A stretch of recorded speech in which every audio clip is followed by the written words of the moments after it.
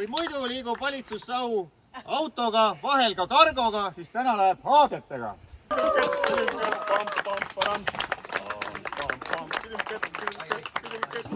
Suur tänu ja hoidke kõik pöialt, et see ilusti jõuab kolmapäevaks Pärnusse. Selle päevaga kohale, muidu olete järgmisel kevadel